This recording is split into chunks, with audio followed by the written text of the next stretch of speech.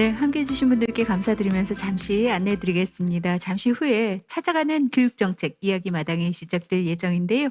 현장에 함께하고 계시는 분들께서는 화면에 보이는 코로나19 방역 수칙을 지켜주시면 감사드리겠습니다. 저희가 보여드릴 텐데요. 끝까지 마스크 착용 반드시 부탁드리겠습니다. 우리 학생들도 함께하고 있기 때문에 모두의 안전을 위해서 여러분 함께해 주시기 바랍니다. 온도 체크하셨죠? 혹시 아직 못하신 분들께서는 온도 확인하시고 들어와 주시기 바라겠고요. 손 소독제 중간중간 계속해서 사용해 주시고요. 좌석간의 거리, 친구들과의 거리도 좀 두시고 착석해 주시면 감사드리겠습니다. 현재 줌으로 함께하고 계시는 학부모님들 계실 텐데요. 줌으로 함께하고 계시는 분들께서는 사전에 저희가 안내를 해드린 대로 비디오 모드 켜주시기 바랍니다. 여러분들의 모습이 현장에서 잘 보일 수 있도록 반드시 비디오 켜주시기 바라겠고요. 음소거 상태 유지해 주십시오. 음소거 잘 되어 있는지 자칫 잘못하면 여러분의 댕내 소리가 이곳 현장에 들릴 수 있습니다. 음소거 반드시 해주시고 화면은 켜주시기 바랍니다. 그리고 잠시 후에 저희가 시작을 할 때 여러분 인사도 반갑게 해주시고요. 저희가 시작하겠습니다. 게시글 할 때 줌 화면을 통해서 여러분 함께하고 계시는 분들 현장에 여러분들의 모습이 잘 보이니까요. 큰 박수 모션을 함께 취해 주신다면 아마 오늘 소통의 장이 좀 더 풍성하고 열린 마음으로 편안하게 진행되지 않을까 생각됩니다. 여러분 박수도 많이 쳐주시고 그리고 손도 잘 흔들어 주시고 부탁드리겠습니다. 저희 이번 행사는 코로나 방역 지침 준수하면서 온라인 실시간 중계로 진행을 하고 있습니다. 현장 방역 모두 마무리됐으니까요. 안전하게 진행하고 있다는 점 안내해 드리겠습니다. 잠시 후에 시작하겠습니다. 조금 준비해 주시기 바랍니다. 고맙습니다.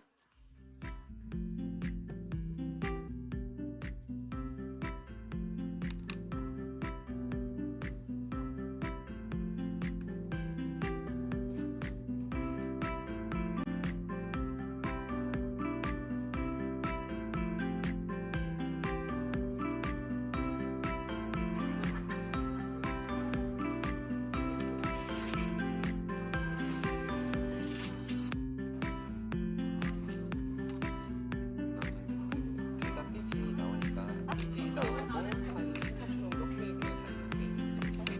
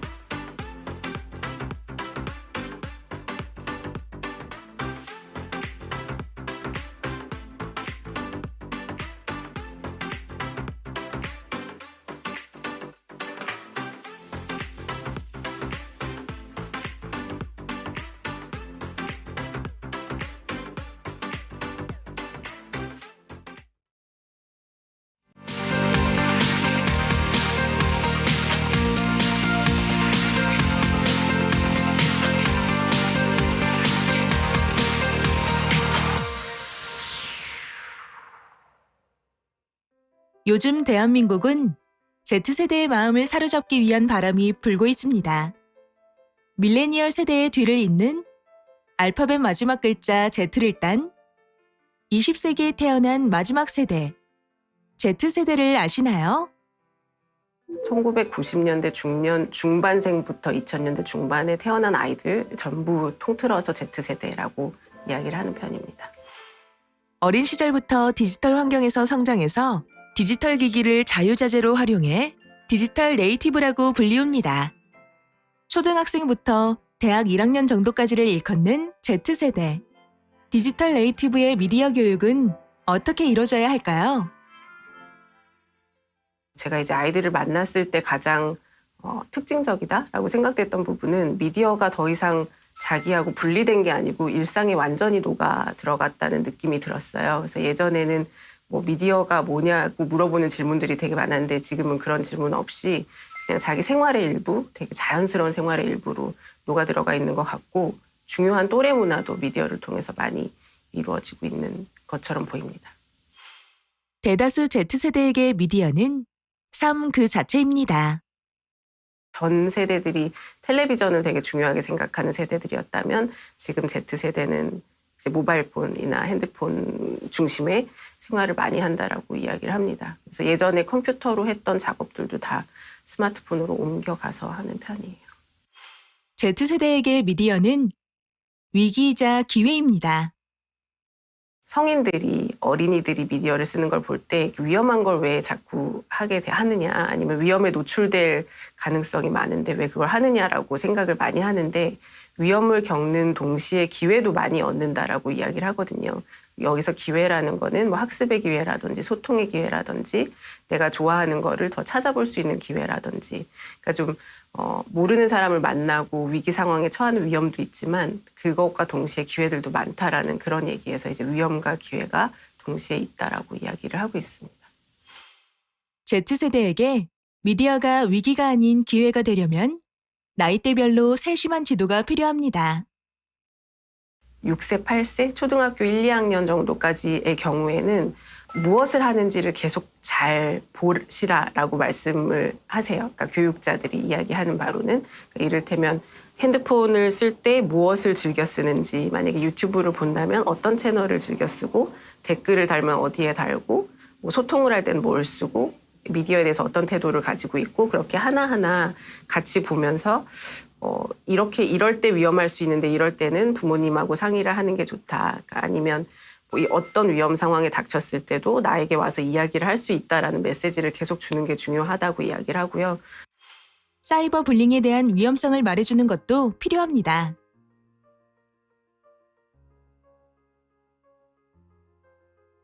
초등학교 뭐 저학년, 중학년, 고학년까지 이제 가게 되면 조금 더 구체적으로 같이 규칙을 정하는 모습들을 많이 권장을 하세요.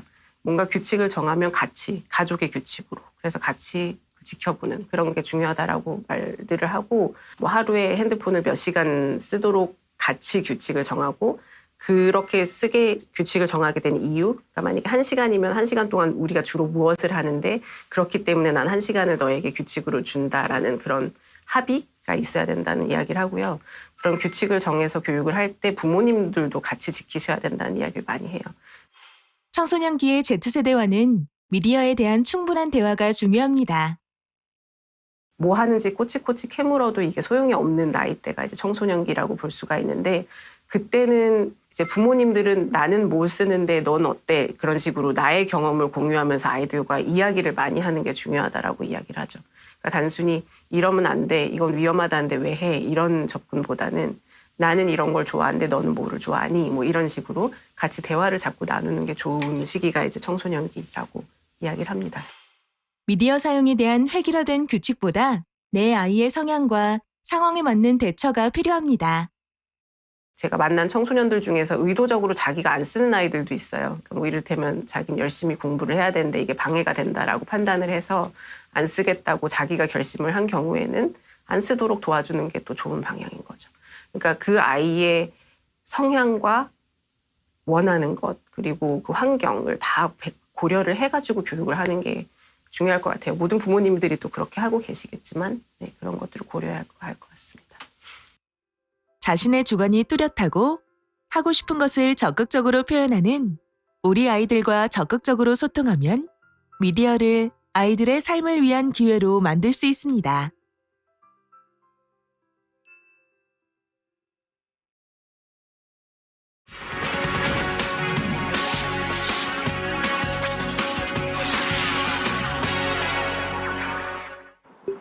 오경아, 오늘 그만해. 왜? 줘봐. 싫다고. 휴대폰을 놓아본 적이 없어요. 제가 제어할 수 없을 정도로 집착을 하는 것 같아요. 오늘 주제가 관여나 방문이에요. 밥 먹을 때 안 보면 안 돼.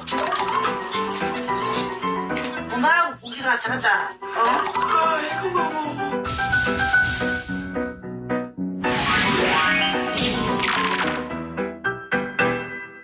부모님들은 그 디지털 미디어를 놀이수단으로만 보시는 것 같아요. 공부를 방해하는 뭔가 놀이수단. 반면에 아이들은 엉금엉금 기어다닐 때부터 와이파이가 있었고요. 태어났을 때부터 존재했던 나의 신체 기관의 일부처럼 인식할 수밖에 없는 거죠.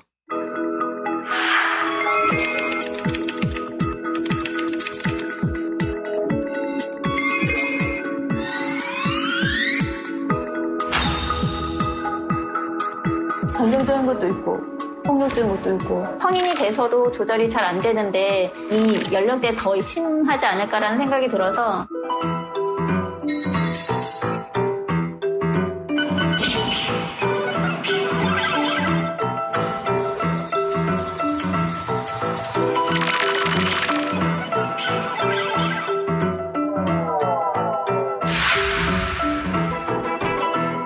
대뇌 피질이 얇아진다라고 하는 의미는 발달이 지체되고 아이들 뇌에는 심각한 영향을 미치는 겁니다. 우리 박수 치는 거 아까 전에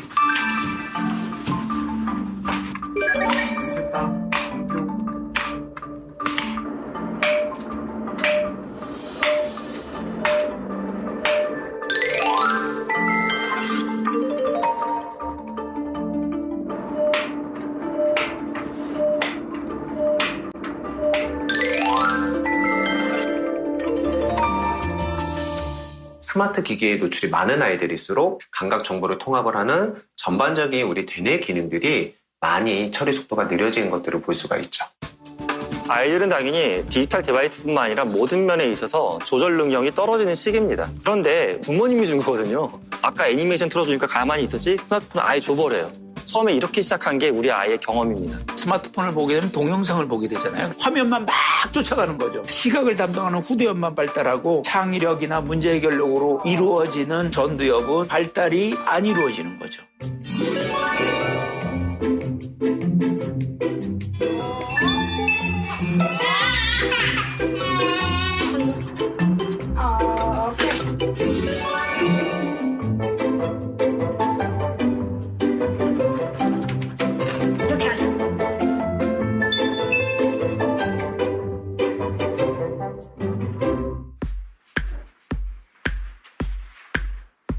게임 중독자라고 말씀하셔서 상처를 받았어요. 게임을 많이 하고 이제 공부를 못 한다고 하니까 속이 상했어요. 크리퍼 스켈레톤 엔더맨? 영화 이름? 홈 예술학교. 예술하는 학교를 가고 싶다는 소린가? 이것도 모르겠어요.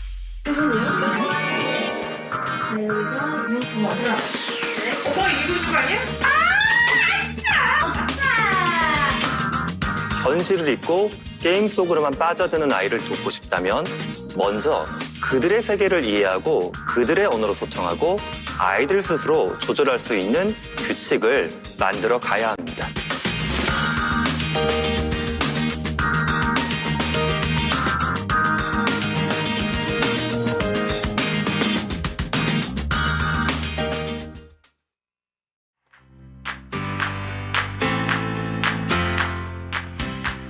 네, 여러분 반갑습니다. 찾아가는 교육정책 이야기마당에 오신 여러분 진심으로 환영합니다. 오늘 여러분과 함께하게 된 아나운서 문솔입니다.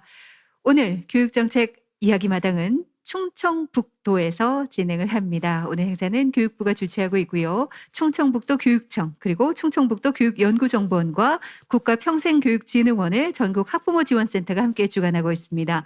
찾아가는 교육정책 이야기 마당 여러분과 함께하고 있는데요. 그래서 오늘은 전국에 미디어에 관심 있는 학부모 여러분들뿐만 아니라 충청북도에 함께하고 계시는 학부모 여러분들께서 줌으로 연결을 해서 온라인으로 함께할 예정입니다. 먼저 만나볼까요? 화상을 통해서 함께하고 계시는데요. 안녕하세요. 반갑습니다. 네. 밝은 미소로 손을 흔들어 주고 계시는데요. 예. 앞으로 지금 소통의 장 열릴 예정이니까 여러분의 의견 많이 내어 주시고 또 질문도 많이 보내 주시기 바라겠습니다. 학부모 여러분들께서 내어 주시는 의견이 우리 교육 세상을 조금 더 밝게 한다는 것 잊지 마시고 함께 해 주시기 바랍니다. 여러분과 함께 이렇게 진행을 하는데요. 참 아쉽긴 합니다. 코로나19 상황으로 오늘도 역시 현장에는 최소한의 인원 모시고 진행을 하고 있고요. 온라인으로 생중계되고 있습니다. 충북교육연구정보원 행복시 TV 유튜브 채널을 통해서 여러분과 함께하고 있는데요. 벌써 많은 분들께서 유튜브 채널로 들어오셔서 댓글을 남겨주고 계십니다. 김순애님, 안녕하세요. 오늘도 유익한 정보 기대합니다. 이런 댓글을 남겨주셨는데요. 기대해 주셔도 좋겠습니다. 이렇게 댓글 남겨주시고 또 저희가 보내드린 설문조사 함께 응해 주시면 저희가 추첨을 통해서 여러분께 상품을 드릴 예정입니다. 커피 쿠폰 증정할 예정이니까요. 여러분의 다양한 의견들 함께 보내주시기 바라겠습니다. 자, 그럼 지금부터 시작을 해야 될 텐데요. 현장에도 몇 분의 학부모님과 또 학생들이 함께하고 있습니다. 코로나19로 많이 지쳐 있으니까 제가 시작하겠습니다. 개식 선언을 하면 우리가 악수는 못하는 시대라고 하더라도 박수는 칠 수 있잖아요. 큰 박수로 오늘 문을 열어주셨으면 좋겠고 줌으로 함께하고 계시는 학부모님들도 저희 현장에서 잘 보이거든요. 여러분의 모습이 큰 박수 모션으로 함께 오늘 기분 좋게 시작했으면 좋겠습니다. 자, 그럼 지금부터 청소년 문화와 미디어 교육을 주제로 함께하는 찾아가는 교육정책 이야기마당을 시작하겠습니다.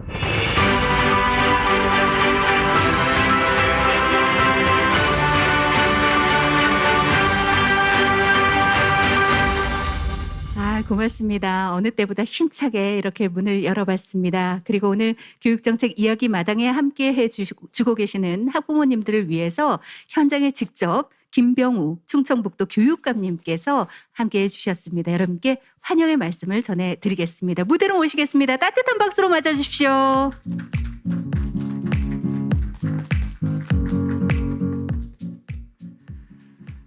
예, 여러분 반갑습니다. 전국에서 이 시간 귀한 자리 함께 하시는 학부모님들, 선생님들, 그리고 학생 여러분들 반갑습니다. 충청북도 교육감 김병우입니다. 드높은 파란 하늘과 노랗게 물들어가는 들판을 보면서 가을빛이 참 아름다움을 느끼는 때입니다. 이 좋은 계절에 청소년 문화와 미디어 교육을 주제로 정책 소통의 장이 열리게 된 것을 기쁜 마음으로 축하드리고요. 또 이 시간 온라인으로 함께하고 계신 모든 분들을 진심으로 환영합니다. 4차 산업혁명과 코로나19로 우리 사회가 디지털 사회로 빠르게 변화하고 있고 미래 사회를 대비하기 위한 핵심 역량으로 미디어 리터러시 교육의 중요성이 최근 더욱 강조되고 있습니다. 미디어에서 필요한 정보를 찾거나 선택해서 활용하는 것은 물론 정보에 대한 비판적 분석과 평가, 나아가서 미디어를 책임성 있게 활용하는 방법에 대한 교육에 이르기까지 미디어 리터러시 교육의 방향성을 모색해 보아야 할 때입니다. 그래서 오늘 이 자리는 청소년 문화와 미디어 교육 정책에 대한 교육 주체들의 이해도를 높이고 또 함께 소통하는 시간으로 마련된 의미 있는 시간입니다. 오늘 찾아가는 교육정책 이야기마당 행사가 학생과 학부모님 그리고 교직원 모두 디지털 사회의 성숙한 시민으로 성장하는 뜻깊은 소통과 논의의 장이 되기를 기대합니다. 오늘 특강을 해주실 김아미 박사님과 또 정책 소개와 함께 지정 토론을 수고해 주실 어효진 교육부 민주시민교육과장님을 비롯한 모든 오늘 내빈 그리고 충북 교육가족 여러분께 진심으로 감사드립니다. 앞으로도 저와 우리 충북교육청은 미디어 리터러시 역량 강화를 위해서 교육가족들에게 다양한 연수 기회를 제공해서 지원해 드리고 또 충북 학교 미디어 교육센터가 이제 설립되는데 그것도 이제 잘 추진해서 교육 공동체의 디지털 시민성 함양을 위해서 더욱 정성을 다하겠습니다. 오늘 귀한 시간 함께 해주시고 이제 며칠 안 남은 추석도 아주 행복하게 단란하게 잘 치르시고요. 무엇보다 코로나 속에 늘 건강 유의하시기 바랍니다. 고맙습니다.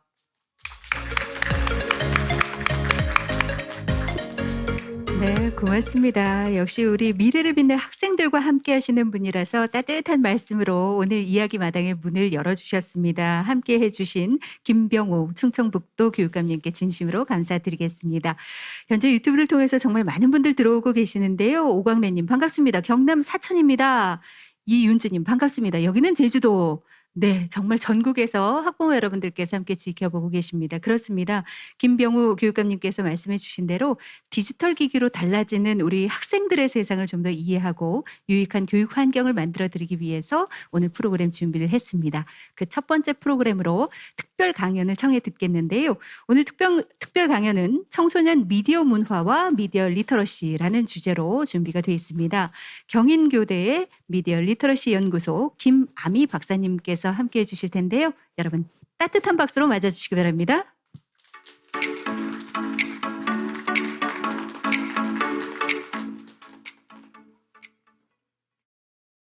네, 여러분 만나 뵙게 돼서 너무 반갑습니다. 저는 아까 소개해 주신 대로 경인교대 미디어 리터러시 연구소에 소속되어 있는 김아미라고 합니다. 만나 뵙게 돼서 반갑고요. 저는 오늘 이제 청소년 미디어 문화와 미디어 교육이라는 제목으로 여러분께 한 몇 분간 말씀을 드리게 될 텐데요. 제가 했던 일들을 소개해 드리면 저는 한 20년 가량을 어린이 청소년에게 가서 너희들은 어떤 미디어를 어떻게 쓰고 무슨 경험을 하니? 라고 물어보는 것을 본업으로 삼고 있는 사람입니다. 그래서 오랫동안 이제 학생들이 어떤 식으로 미디어를 경험해 왔고 어떤 이야기들을 하고 있는지를 여러분들께 전달드리고 싶어서 왔고요. 특히 충북에서 함께 하게 돼서 너무 영광입니다. 충북교육청 같은 경우에는 미디어 교육, 정책적으로도 미디어 교육 앞서가고 있고 디지털 시민성을 이야기하면서 되게 새로운 방향의 미디어 교육을 제시해주고 계셔서 충북에 계신 여러 학부모님들과 교육 주체분들 만나서 이야기하게 돼서 너무 좋고요. 이따가 대담 시간도 있으니까 많은 질문 남겨주셔서 저희가 더 풍성하게 이야기할 수 있게 도와주시면 좋겠습니다. 오늘 강연을 시작하기 전에 결론을 먼저 말씀드리고 싶어요. 제가 이번 여름에 특히 이제 코로나19 때문에 미디어 리터러시에 대한 관심이 아주 높아지면서 다양한 학부모님과 학생들과 선생님들을 많이 만나게 됐었는데요. 학부모님들 걱정이 너무 많으시죠. 아이들이 미디어를 많이 쓰게 되고 특히 이제 원격 교육을 받게 되면서 더 미디어에 빠지는 것 같고 걱정을 많이 하시는데 걱정 마십시오 라고 결론을 드려서 말씀을 드리고 싶습니다.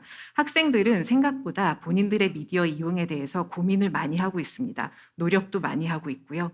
그리고 저희가 옆에서 봤을 때는 핸드폰을 계속 들여다보고 있는 것처럼만 보이지만 저한테 이야기를 해줬던 고등학생이 했던 표현처럼 까만 화면 안에 밝은 세상을 보고 있다라고 그 친구가 이야기를 했었거든요.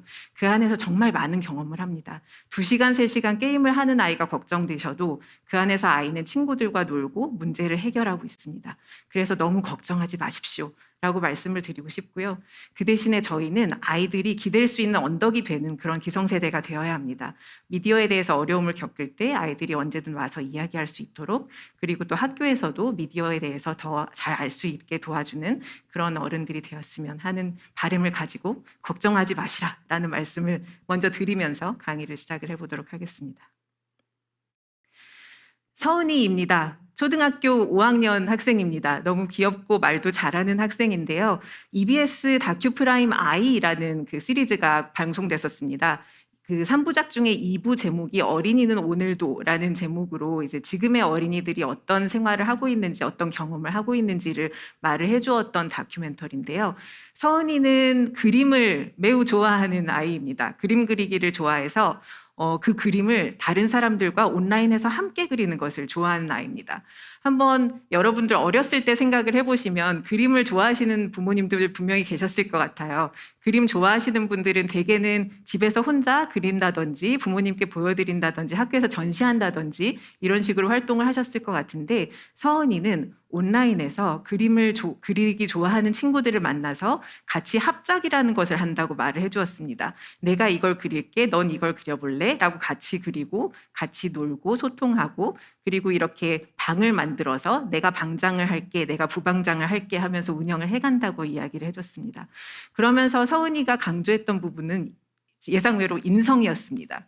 같이 그림을 그리려면 그림 실력이 중요한 것이 아니고 잘 소통할 수 있는 인성이 중요해요 라고 아이가 말을 했던 것이 기억에 남습니다. 이렇게 되게 다른 모습의 생활을 하고 있는 아이들이 우리 옆에 있다고 볼 수가 있고요. 이 아이들을 우리가 어떻게 도와줄 수 있을지, 이들이 말하는 인성은 무엇인지에 대해서 같이 좀 고민을 해봤으면 좋겠습니다.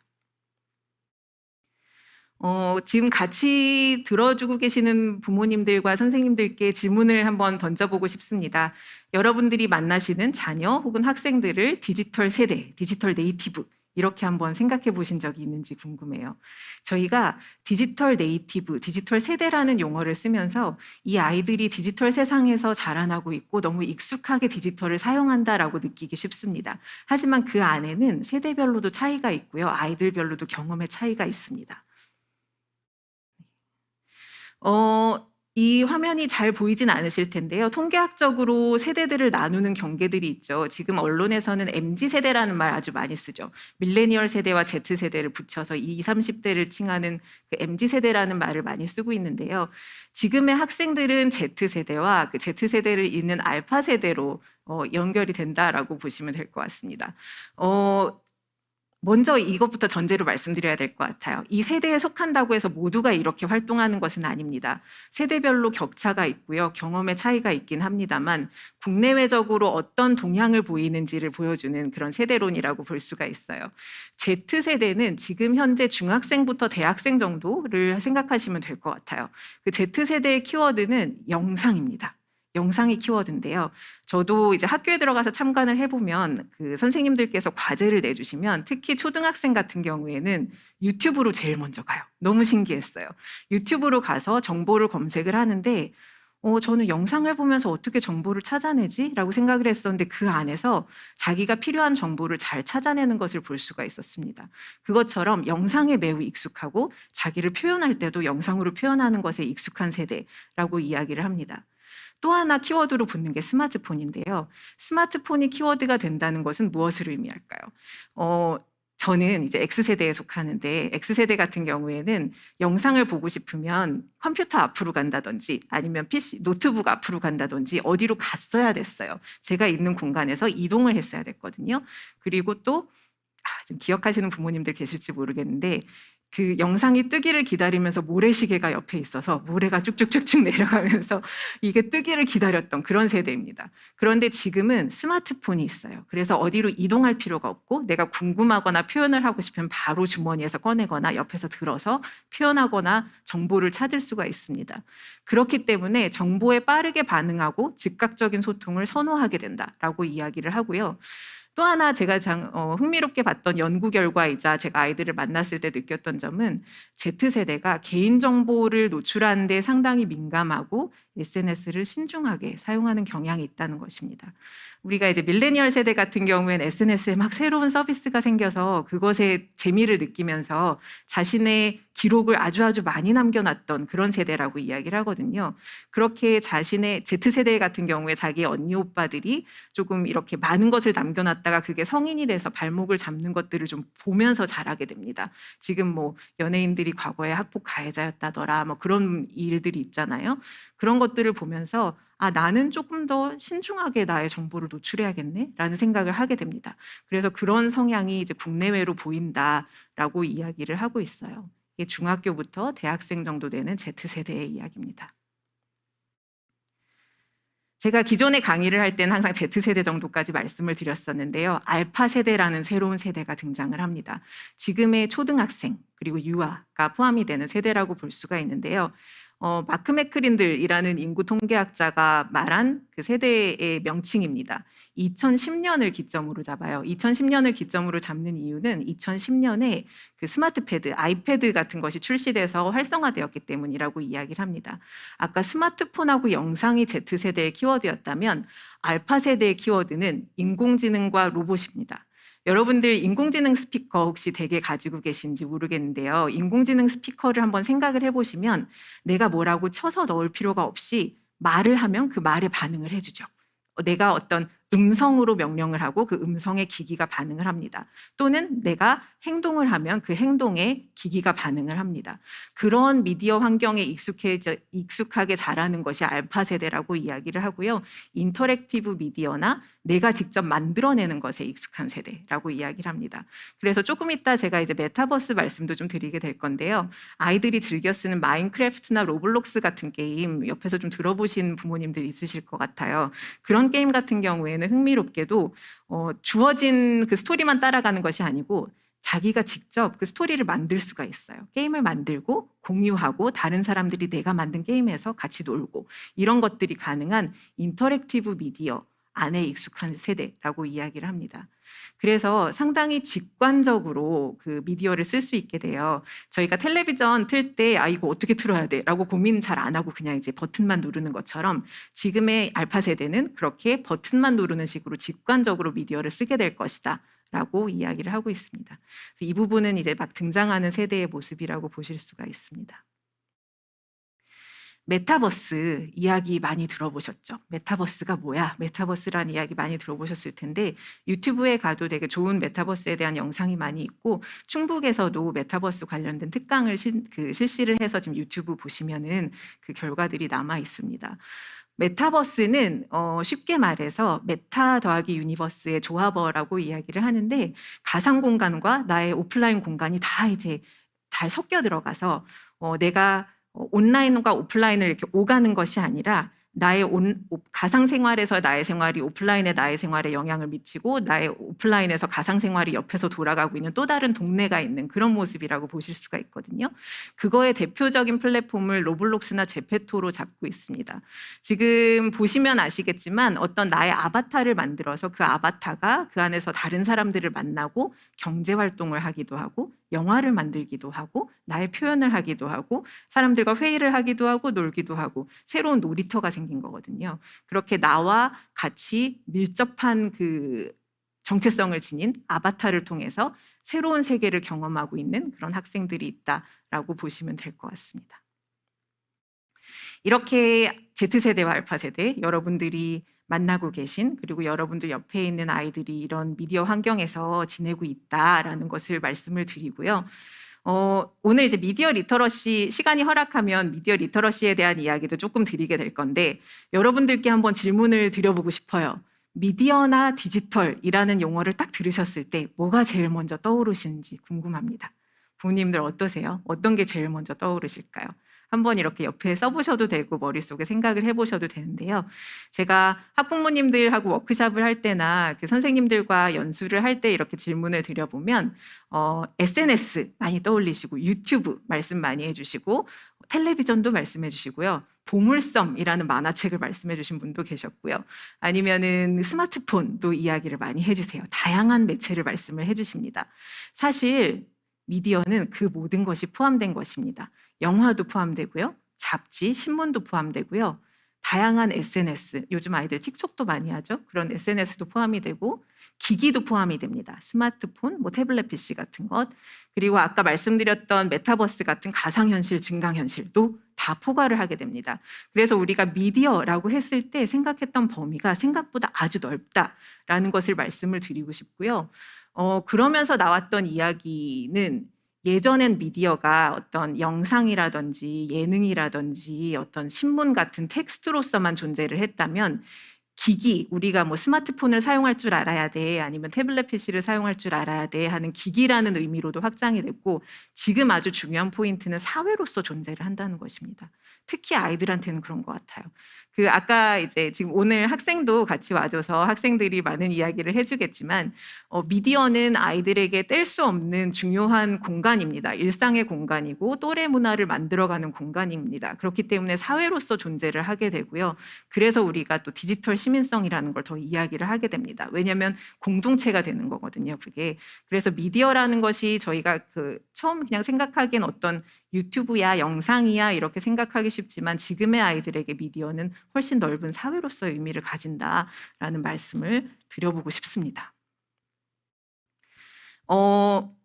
제가 처음으로 그 중학생들을 만나서 너희는 어떤 미디어를 쓰니, 뭘 하고 어떻게 경험하니를 물어봤던 때가 2004년입니다. 2004년이니까 지금 16년 정도가 넘게 흘렀죠. 2004년에 처음 만났던 중학생들은 버디버디를 이야기를 해줬었고, MSN 메신저를 이야기를 해줬었고, 가로폰, 권상우폰 이런 것들을 이야기를 해줬었습니다. 지금 만난 아이들은 메타버스를 이야기해주고, 틱톡을 이야기하고, 유튜브를 이야기합니다.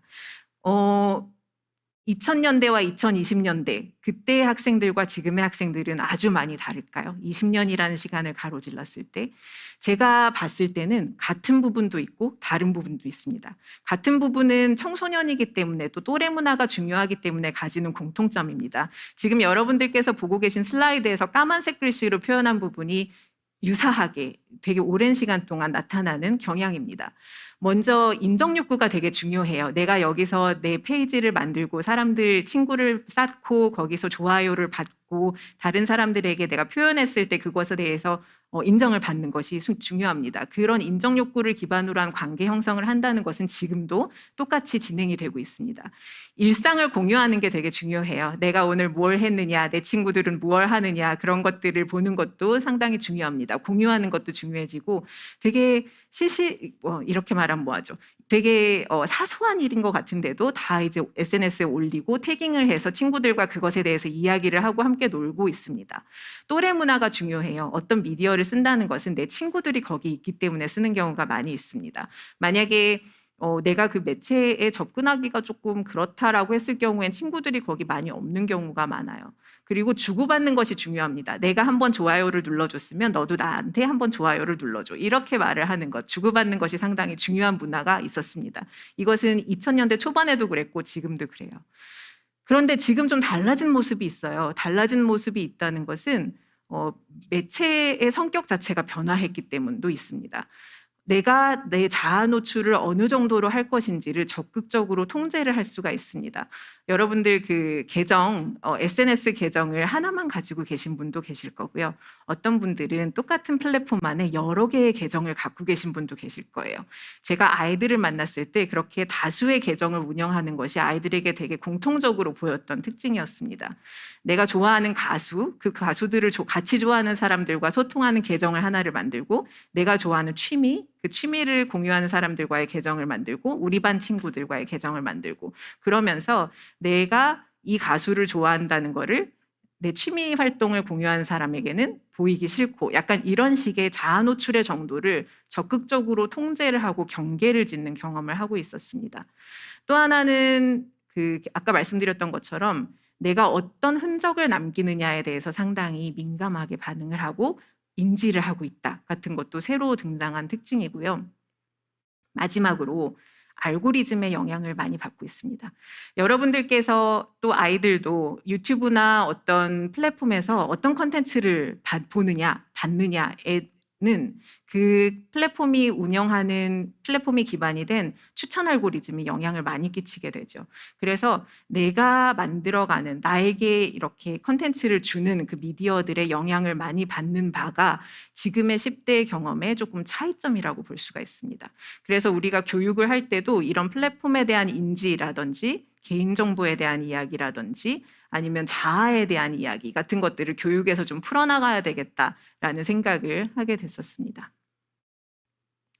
그렇다면 당신은 이것을 어떻게 합니까? 라고 질문을 하실 수 있을 것 같아요. 우리 애들은 안 그러는데 왜 그렇게 생각하세요? 라고 하실 수도 있을 것 같습니다. 어린이 청소년에게 미디어 어떻게 쓰니? 뭘 하니? 를 물어보는 게 제 업이라고 말씀을 드렸었는데 날이 가면 갈수록 어려워지는 업입니다. 아이들이 뭘 말하는데 못 알아듣겠고요. 계속 질문이 그게 뭐예요? 그건 뭔데요? 약간 이런 질문을 계속 하게 돼요. 그래서 아이들과 미디어에 대해서 대화할 수 있는 여러 가지 활동들을 조금 고민을 하게 됩니다. 아마도 부모님들도 좀 비슷한 고민을 하실 것 같아요. 우리 애가 어떤 미디어를 어떻게 쓰는지 궁금한데 그걸 어떻게 물어보면 좋을까? 그런 것들에 대한 고민이 있으실 것 같은데요. 제가 2가지 정도의 활동을 말씀을 드리면서 또 아이들의 이야기를 섞어서 말씀을 드리겠습니다. 제가 이제 연구를 시작할 때 대개 아이들한테 이제 어떤 미디어를 쓰는지 그 안에서 어떤 경험을 하는지부터 물어보고 시작을 합니다. 그런데 그렇게 물어볼 때 쓰는 활동이 사실은 제가 그냥 독창적으로 만들어낸 활동이라기보다 되게 탄탄한 이론적인 근거를 가지고 있는 활동인데요. 디지털 세대가 미디어를 이용할 때 그들에게는 위기와 기회가 함께 존재한다라고 말하는 그 연구 결과가 있습니다. 지금 소니아 리빙스턴이라는 그 영국에서 미디어 심리학자인데 연구를 상당히 오랫동안 미디어 분야를 하신 분입니다. 2002년에 영국의 청소년은 인터넷을 어떻게 사용하나요? 라는 연구부터 시작해서 지금은 글로벌 아이들이 온라인에서 무엇을 하나요? 라는 그 지속적인 연구를 실행을 하고 계신 분인데요. 20년 가까이 연구를 하면서 공통적인 테마는 디지털 세대는 미디어에서 위기와 기회를 동시에 경험한다라는 것이었습니다.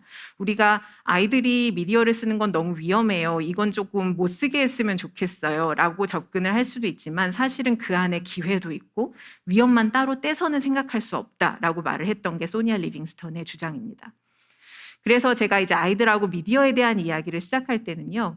어떤 미디어를 이용하는지, 미디어를 이용할 때 어떤 위기와 기회가 있는 것 같은지를 물어봅니다. 지금 사실 현장에 부모님들이 계셨으면 제가 여러분 몇 분께 이렇게 좀 여쭤보고 싶기도 하고 그런데 그걸 못해서 조금 아쉬워요. 다음 기회에 한번 같이 해봤으면 좋겠고요. 혹시라도 가정에 계신 분들 옆에서 좀 쓰면서 해보셔도 될 것 같아요. 아이들에게 여러분들이 지금 쓰고 있는 미디어를 한번 쭉 적어보세요 라고 부탁을 합니다. 쭉 적어보세요. 한번 부모님들도 쭉 한번 적어보세요. 되게 많을 거예요. 쭉 적어보시고 그 안에서 내가 제일 좋아하는 거 3개만 골라보세요. 사실 아이들은 이걸 제일 어려워해요. 3개를 내가 어떻게 골라요? 이거 다 하고 싶은데 그렇게 말하기도 하거든요. 3개만 골라보세요. 3개를 고르시고 그 안에서 내가 경험했던 좋았던 점, 그러니까 기회, 배움은 무엇이고 위험했던 점, 좀 싫었던 것, 이건 어떡하지? 했던 건 무엇이냐를 한번 적어보게 하고 모둠 활동을 하면서 이야기를 합니다. 이게 아이들이 이야기했던 부분을 조금 어른의 말로 표현한 표입니다. 오른쪽, 왼쪽이겠네요. 왼쪽에 보고 계신 게 기회고 오른쪽에 보고 계신 것이 위기입니다. 학부모님들과 함께 이 활동을 해봐도 비슷한 결과가 나와요. 근데 보시면 다양한 문화자원과 콘텐츠와 정보에 접할 수 있다가 이제 기회로 많이 나옵니다. 내가 평소에 이것을 볼 거라고 생각하지 못했던 것들이 무궁무진하게 온라인의 공간에 있으니까요. 아주 다양한 콘텐츠와 정보, 내가 원할 때 정보를 바로바로 찾을 수 있습니다. 하지만 그것의 반면에 정보가 너무 많아서 그 정보를 내가 분별해 나가야 되고 또 그만큼 허위 조작 정보도 많아지는 그런 위험도 있습니다. 지금은 또 딥페이크 같은 그 영상을 조작하는 것까지 가능해지기 때문에 내가 받아들이는 정보를 어떻게 분별할 것인가 그 능력을 가지는 게 아주 중요한 시기가 되었고요. 중독 과의존 아이들도 이야기를 많이 합니다. 이게 계속 콘텐츠가 나에게 오기 때문에 그걸 끊기가 힘들다라고 이야기를 하는데요. 사실은 저도 그래요. 유튜브를 자기 전에 나 하나만 보고 자야지 라고 시작을 했다가 딱 정신을 차려보면 새벽 3시고 다음날 7시까지 나가야 되고 막 이런 상황이 저도 오거든요. 이 상황을 제가 어린이들하고 면담할 때 이야기를 했더니 어린이들이 저한테 해줬던 조언이 있습니다. 유튜브 보실 때 추천 영상을 끄시라고 그렇게 조언을 해주더라고요. 추천 영상을 끄세요. 추천해주는 영상을 보지 마시고 본인이 검색해서 보시라고 이렇게 이야기를 해줍니다. 그런 식으로 지금의 미디어 환경 자체가 개인이 좀 능력이 부족해서라기보다 그 환경 알고리즘 자체가 너무 시간을 많이 보내게 하는 그런 위험 상황에 있다는 것을 알 수가 있습니다. 또 하나의 기회로 온라인 커뮤니티 기반의 소통을 할 수 있다라고 이야기를 하는데요. 아까 처음에 말씀드렸던 서은이처럼 내가 무언가를 좋아하면 그걸 같이 좋아하는 다양한 사람들을 온라인에서 만날 수 있습니다. 그게 너무 좋다고 얘기를 해요. 그러니까 제가 만났던 중학생인데 그 친구는 기차를 되게 좋아하는 친구였어요. 기차 덕후였습니다. 그런데 나는 기차를 좋아하는데 이걸 우리 반에 가서 이야기하면 놀림밖에 안 받아요. 그런데 온라인에는 기차를 똑같이 좋아해서 매번 역에 나가서 사진을 찍는 그런 친구들이 있어요. 그래서 그 안에서 시간을 많이 보내게 되고 즐거움을 느끼게 되고 소통을 하게 됩니다. 그런 온라인 커뮤니티 기반 소통이 즐겁고 좋다라고 이야기를 해주고요. 그런데 그것과 반면에 반향실 효과라고 불리는 혹은 집단극화라고 불리는 문제도 있습니다. 여러분들은 어떠세요? 저는 SNS에서 누군가를 팔로우를 할 때, 친구를 맺을 때 저랑 비슷한 성향의 사람들하고 주로 놀게 되는 것 같아요. 가치관이 비슷하다든지 아니면 생각한 말하는 바가 비슷한 사람하고 같이 이제 친구를 맺어서 소통을 하다 보니까 내가 하는 얘기가 이 사람이 하는 얘기와 같고 이 세상 모두가 나와 같은 생각을 하는 것 같아요. 그렇게 반향실 안에 갇혀버리게 됩니다. 그런데 이 반향실을 나와서 다양한 사람들과 소통할 필요가 있고 그런 위험이 있다라고 볼 수가 있습니다. 또 하나 마지막으로 하나만 말씀을 드리면 아이들은 온라인을 통해서 적극적으로 사회에 참여할 수 있는 기회를 가집니다. 이전의 아이들은 어떤 생각을 가지고 있다고 하더라도 그것을 적극적으로 표현하거나 다른 사람들에게 목소리가 들려질 기회가 많지 않았습니다. 그런데 지금의 아이들은 온라인 안에서 나와 비슷한 이슈에 대해서 생각하는 사람들을 해시태그로 모아서 활동할 수도 있고 아니면 어떤 커뮤니티 안에서 더 목소리를 같이 모아볼 수도 있고 적극적으로 사회 참여를 할 수 있는 통로들이 마련이 되어 있습니다. 그런데 그것과 반면에 온라인 혐오도 만연합니다. 그렇기 때문에 내가 무언가를 표현하고 목소리를 낼 때 걸림돌이 생기고 조금 무서워라는 생각을 하게 됩니다. 초등학생들을 요즘에 만났을 때 아이들이 해주는 이야기 중에 하나가 잼민이라는 용어입니다. 들어보신 분 계실지 모르겠는데요.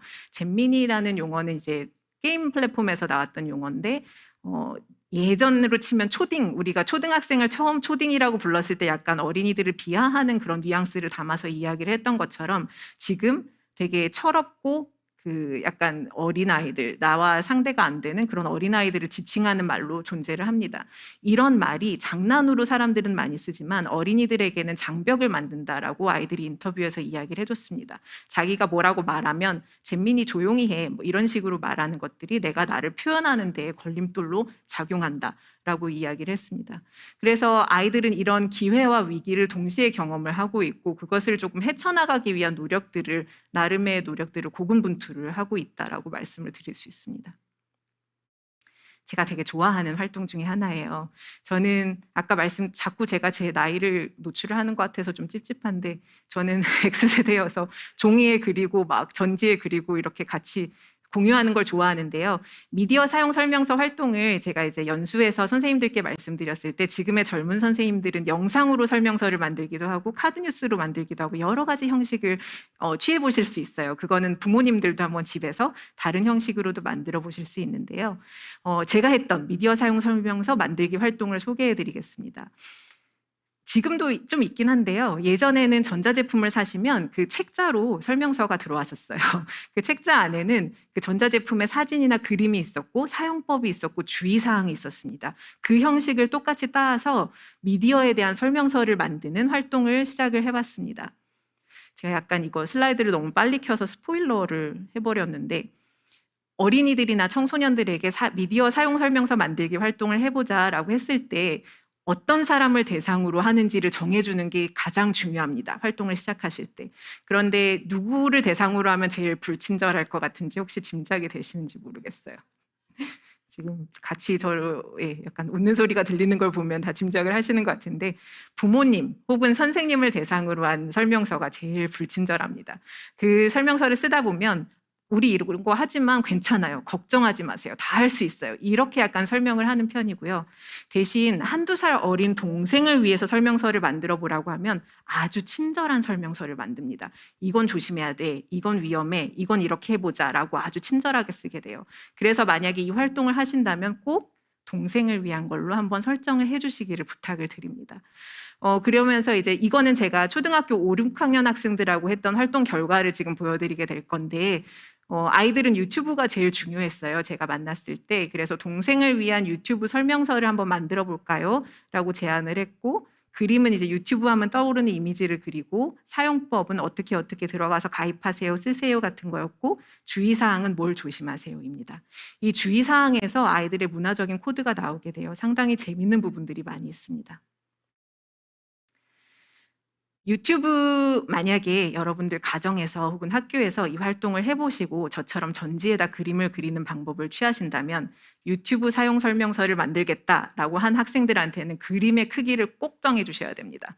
지금 보시면 아시겠지만 유튜브 그림을 그리려다 시간이 다 가는 경우가 많고 빨간색 사인펜이 다 떨어져서 아이들이 좌절하는 경우가 많습니다. 그림의 크기를 꼭 정해주세요. 어린이 유튜브 사용법입니다. 오른쪽에 보고 계신 건 6학년 학생들이 그린 건데요. 처음에 보면은 뭐 인터넷에 들어가서 검색창에 유튜브라고 검색하고 원하는 걸 검색해서 보세요. 이거는 사용법입니다. 도구적인 리터러시고요.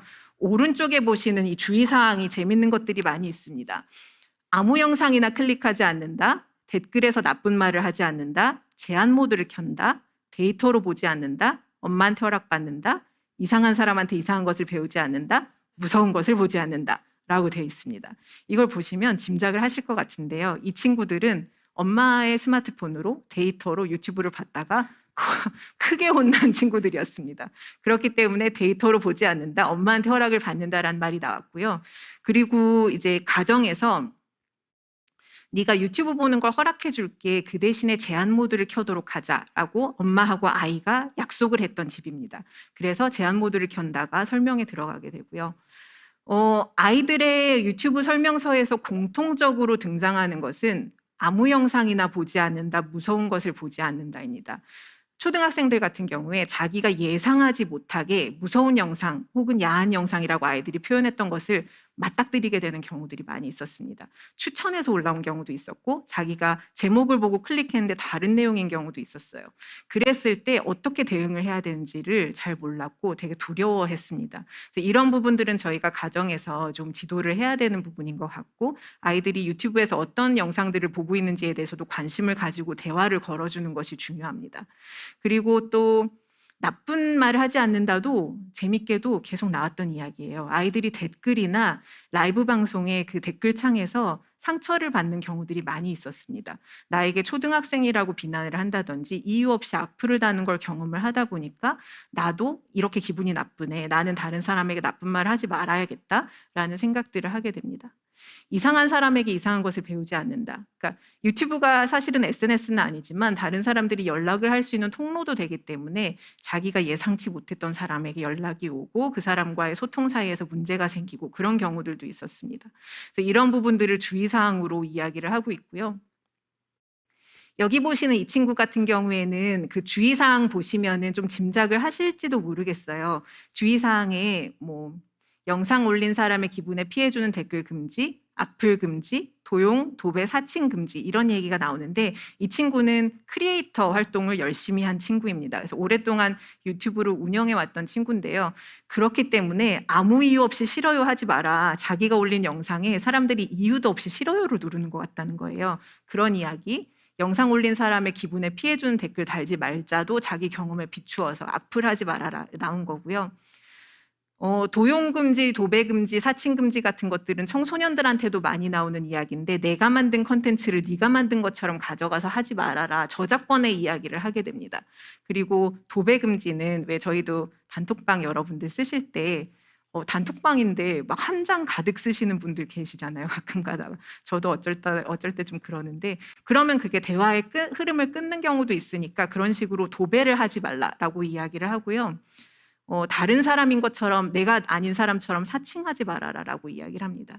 처음에 보시는 음란물 광고는 저도 이걸 보고 조금 당황해서 아이한테 좀 더 자세히 물어봤어요. 어떤 광고를 봤길래 이렇게 말을 하느냐고 물어봤더니 사실은 향수 광고를 봤던 거더라고요. 그러니까 어른들을 대상으로 한 향수 광고였는데 이제 아이가 받아들일 때는 그 약간 음란물처럼 받아들여졌던 거죠.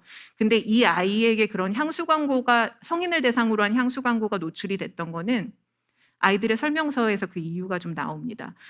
여러분들 다 알고 계시겠지만 SNS를 가입할 수 있는 나이는 만 14세 이상이 권장 연령입니다. 그렇기 때문에 제가 만난 초등학생들은 사실은 계정을 가질 수 있으나 권장하지는 않는 나이가 되는 거죠.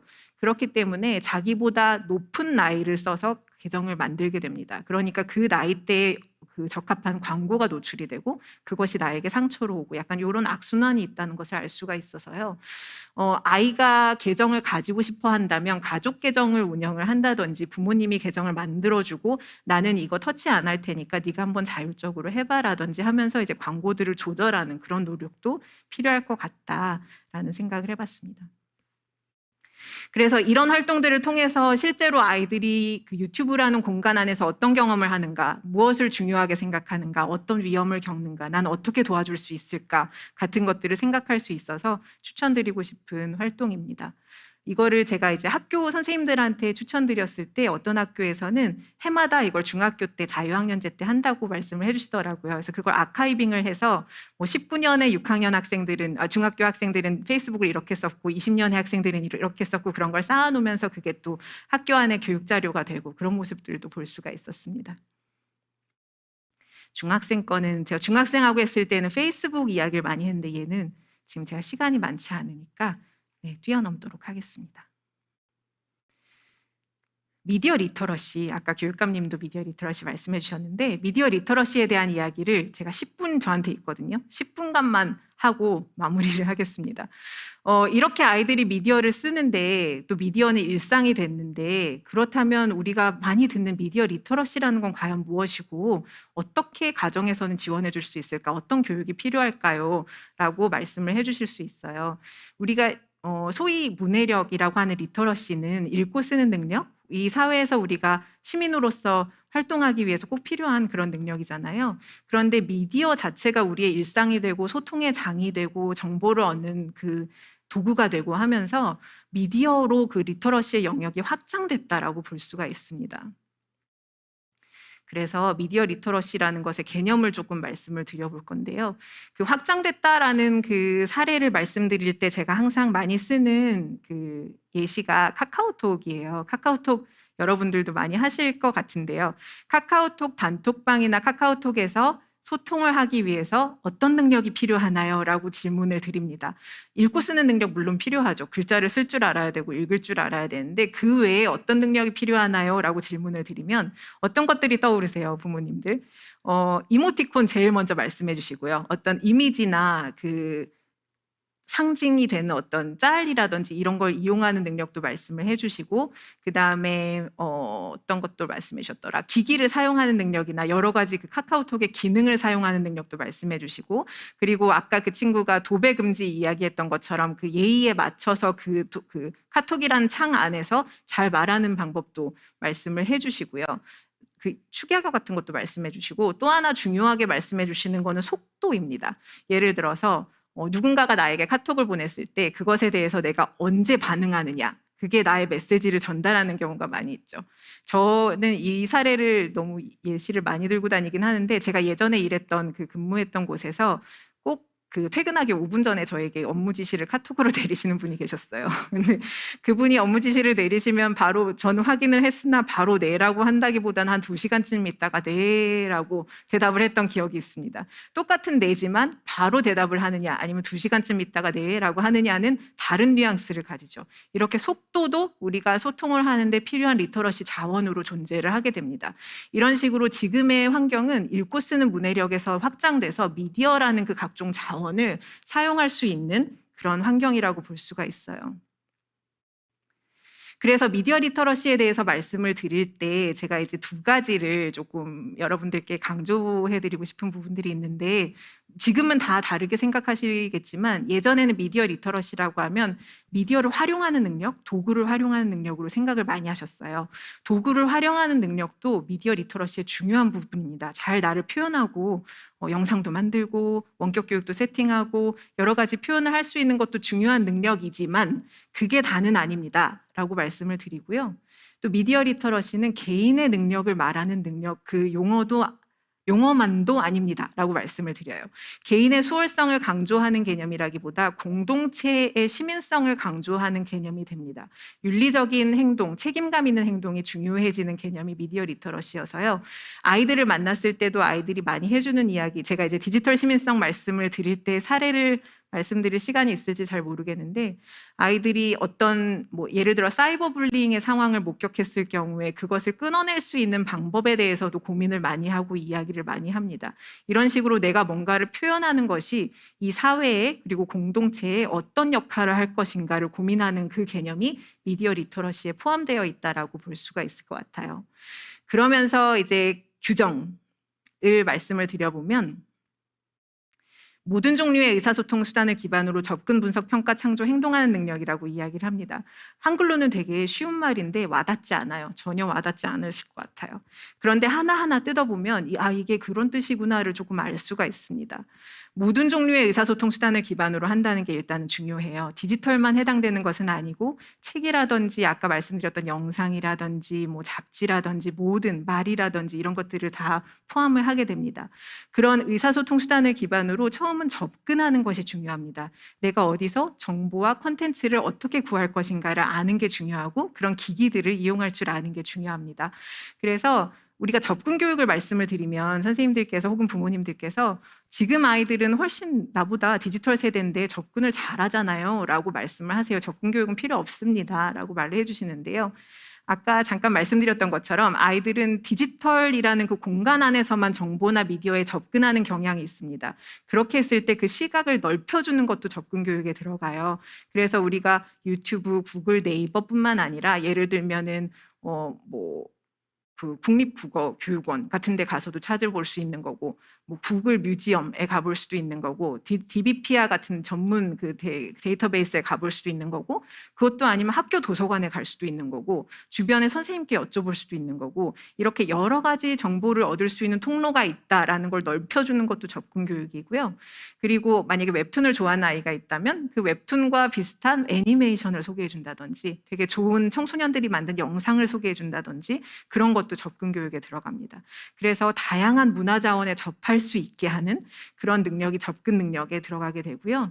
그렇게 하다 보면 거기서 받은 정보나 미디어 콘텐츠를 분석하고 평가하는 능력이 중요해집니다. 아까 왜 저희가 허위 조작 정보 많다고 말씀드렸잖아요. 그 안에서 이 정보를 만든 사람은 누구지? 이 사람은 무슨 의도로 이런 정보를 만들었고 무슨 근거로 이런 이야기를 하지를 평가할 수 있어야 되고, 콘텐츠를 봤을 때도 이 콘텐츠의 관점은 뭐지? 누구를 겨냥한 거지? 같은 것들을 알 수 있어야 됩니다. 그것이 분석 평가 능력이고요. 창조라고 한다면 우리가 많이 하는 SNS에 포스팅을 한다든지 영상을 만들어 본다든지 사진을 찍어 본다든지 하는 그 능력이라고 볼 수가 있는데요. 지금의 창조 능력은 거기에 더해서 내가 이걸 어디를 통해서 전달해야 내가 원하는 사람한테 가지? 나 유튜브를 통해서 이걸 얘기할까? 밴드를 통해서 이야기할까? 트위터에 링크를 올려볼까? 이런 것들을 고민하는 것도 창조 능력에 들어가게 됩니다. 그래서 접근, 분석, 평가, 창조가 이제 미디어 리터러시의 하위 능력으로 원래 전통적으로 이야기가 되어 왔었고요. 2010년대 중반 넘어서부터 이야기가 된 것이 행동하는 능력입니다. 사회적인 참여를 하는 능력이 들어가게 되고, 그러면서 우리가 디지털 시민성을 이야기를 하게 됩니다. 흔히 우리가 떠올리는 그 국민청원 같은 것도 가능할 거고요. 아니면 지금 인스타그램이나 SNS에서 하는 챌린지 같은 것들이라든지 해시태그 운동이라든지 이런 모든 것들이 사회를 변화시키기 위해서 내가 미디어를 통해서 활동하는 것을 의미합니다. 그런 능력까지 포괄하는 것이 미디어 리터러시가 돼요. 제가 시간이 얼마 안 남았다고 그 공지가 떠가지고 이거는 여러분들과 지금 잠깐 줌을 켜고 하고 싶었는데 하지 못해서 너무 아쉽습니다. 제가 이제 미디어 리터러시 아까처럼 개념을 말씀드리고 부탁드리는 활동이 하나가 있는데요. 이제 가을이 온지 알았더니 아직 여름이더라고요. 지금 늦여름에 좀 갑자기 더워져서 바다를 보고 싶어요. 속이 답답해서 바다를 보러 여행을 가고 싶다는 생각이 불현듯 들었을 때, 여러분들은 미디어 리터러시라는 관점에서 생각했을 때 어떤 과정을 거치시나요를 여쭤봅니다. 아까 보셨던 접근, 분석, 평가, 창조, 행동으로 한번 생각을 해봐 주세요라고 부탁을 드려요. 어디서 정보를 찾으세요? 그리고 그렇게 찾은 정보는 어떻게 분석 평가해서 나한테 필요하다라는 걸 정하세요. 그리고 여행을 가서 어떤 창조 활동을 하세요. 다녀와서라든지 어떤 사회적인 행동을 해보셨어요. 같은 것들을 여쭤봅니다. 한번 나중에 시간 있으시면 한번 쭉 써보셔도 재밌을 것 같아요. 그래서 이제 이런 것들을 대답을 해주세요. 접근할 때 뭐 여러 가지 포털이라든지 여행 카페에 간다든지 앱이라든지 단톡방에서 친구한테 물어본다든지 잡지를 보기도 한다. 그리고 찾아낸 정보가 믿을 만한 것인지 뭐 예를 들어 댓글을 본다든지 아니면 그 정보가 만들어진 시기를 본다든지 어떤 사이트에서 만들었는지를 본다라는 그런 이야기들. 그다음에 여행 기록을 남기고 뭐 예를 들어 환경보호 챌린지를 한다든지 어떤 그 민원을 이제 지자체에 이렇게 좀 바꿔주세요라고 개선 방향을 건의한다든지 이런 걸 한다라고 말씀을 해주셨던 거를 제가 좀 정리를 해본 거예요. 여기서 제가 이 활동을 하는 이유는 미디어 리터러시라는 것이 별게 아니다라는 걸 말씀드리기 위해서입니다. 미디어 리터러시라는 용어 자체가 우리한테 좀 거리감을 주는 용어예요. 미디어도 그렇고 리터러시도 그렇고. 그런데 미디어 리터러시는 지금 보신 것처럼 우리가 아주 일상적으로 실생활 안에서 항상 발현하고 있는 그런 능력입니다. 그 대신에 부족한 부분이 있을 수 있어요. 부족한 부분을 교육으로 채워주셔야 되고 가정에서 같이 이야기를 해주셔야 되는 부분이 있습니다. 만약에 우리 아이가 접근은 되게 잘하는데 분석평가, 뭐 나도 그렇고 분석평가하는 능력이 부족하다 하면 어떤 기준으로 정보를 분석할 수 있는지 알려주고 분석평가 잘하는데 나를 표현하는 건 좀 부족한 것 같다라고 하면 표현하는 능력과 행동하는 능력을 도와주시면 됩니다. 그래서 이렇게 미디어 리터러시라는 게 되게 우리에게 거리가 있는 말 같지만 미디어가 일상인 지금의 아이들과 우리에게 꼭 필요한 그 약간의 생존 능력 같은 능력이고 그것이 그렇게 별건 아닙니다. 라고 말씀을 드리면서 지금 1분 남았다는 메시지가 떠서 일단은 좀 마무리를 해보려고 합니다. 그 드리고 싶은 말씀은 되게 많았어요. 슬라이드가 줄줄줄줄 있는데요. 일단 여기까지만 이야기를 드리고요. 저희가 다음에 또 이제 대담을 하면서 또 이야기를 풀어나가고 궁금하신 점이 있으면 질의응답으로 올려주시기를 부탁드리겠습니다. 그럼 저희 강의는 여기서 마무리하도록 하겠습니다. 네, 감사합니다.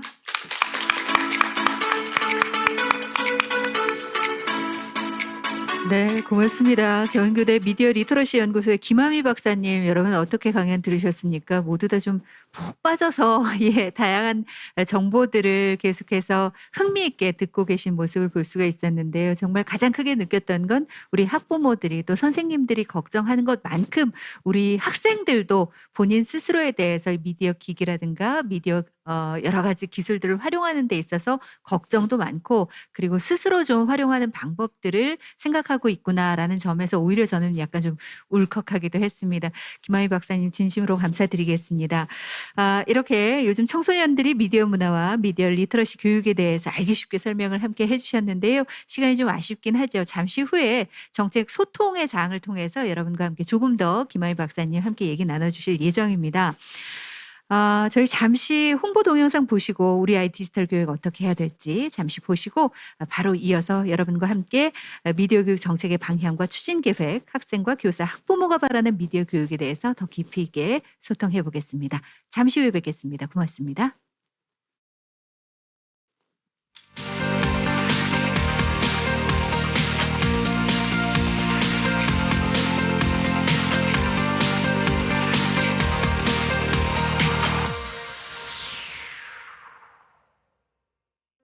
요즘 대한민국은 Z세대의 마음을 사로잡기 위한 바람이 불고 있습니다.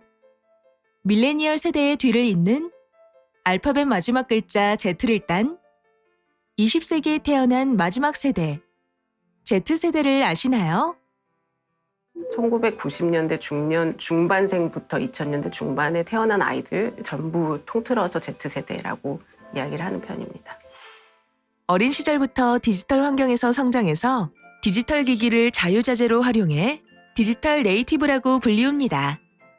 초등학생부터 대학 1학년 정도까지를 일컫는 Z세대. 디지털 네이티브의 미디어 교육은 어떻게 이루어져야 할까요? 제가 이제 아이들을 만났을 때 가장 특징적이다라고 생각됐던 부분은 미디어가 더 이상 자기하고 분리된 게 아니고 일상에 완전히 녹아 들어갔다는 느낌이 들었어요. 그래서 예전에는 뭐 미디어가 뭐냐고 물어보는 질문들이 되게 많았는데 지금은 그런 질문 없이 그냥 자기 생활의 일부, 되게 자연스러운 생활의 일부로 녹아 들어가 있는 것 같고 중요한 또래 문화도 미디어를 통해서 많이 이루어지고 있는 것처럼 보입니다. 대다수 Z세대에게 미디어는 삶 그 자체입니다. 전 세대들이 텔레비전을 되게 중요하게 생각하는 세대들이었다면 지금 Z세대는 이제 모바일폰이나 핸드폰 중심의 생활을 많이 한다라고 이야기를 합니다. 그래서 예전에 컴퓨터로 했던 작업들도 다 스마트폰으로 옮겨가서 하는 편이에요. Z세대에게 미디어는 위기이자 기회입니다. 성인들이 어린이들이 미디어를 쓰는 걸 볼 때 위험한 걸 왜 자꾸 하느냐 아니면 위험에 노출될 가능성이 많은데 왜 그걸 하느냐라고 생각을 많이 하는데 위험을 겪는 동시에 기회도 많이 얻는다라고 이야기를 하거든요.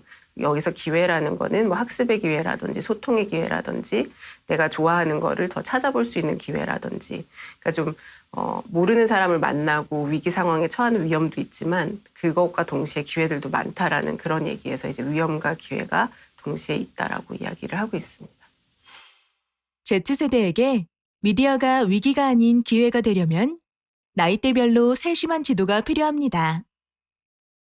6세, 8세, 초등학교 1, 2학년 정도까지의 경우에는 무엇을 하는지를 계속 잘 보시라라고 말씀을 하세요. 그러니까 교육자들이 이야기하는 바로는 그러니까 이를테면 핸드폰을 쓸 때 무엇을 즐겨 쓰는지 만약에 유튜브를 본다면 어떤 채널을 즐겨 쓰고 댓글을 달면 어디에 달고 뭐 소통을 할 때는 뭘 쓰고 미디어에 대해서 어떤 태도를 가지고 있고 그렇게 하나하나 같이 보면서 이럴 때 위험할 수 있는데 이럴 때는 부모님하고 상의를 하는 게 좋다. 그러니까 아니면 뭐 어떤 위험 상황에 닥쳤을 때도 나에게 와서 이야기를 할 수 있다라는 메시지를 계속 주는 게 중요하다고 이야기를 하고요. 사이버 불링에 대한 위험성을 말해주는 것도 필요합니다.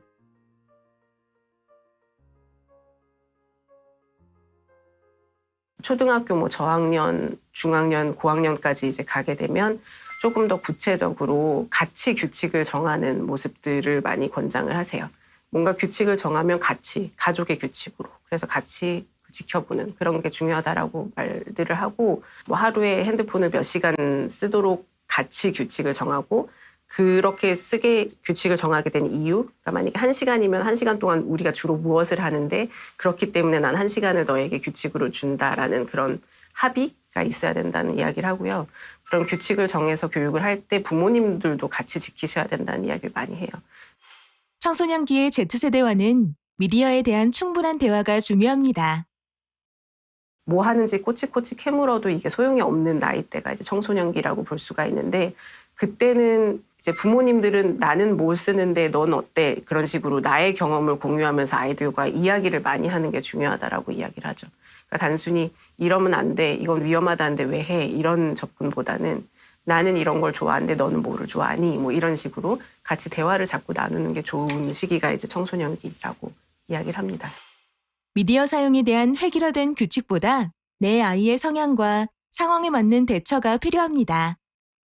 제가 만난 청소년들 중에서 의도적으로 자기가 안 쓰는 아이들도 있어요. 뭐 이를테면 자기는 열심히 공부를 해야 되는데 이게 방해가 된다라고 판단을 해서 안 쓰겠다고 자기가 결심을 한 경우에는 안 쓰도록 도와주는 게 또 좋은 방향인 거죠.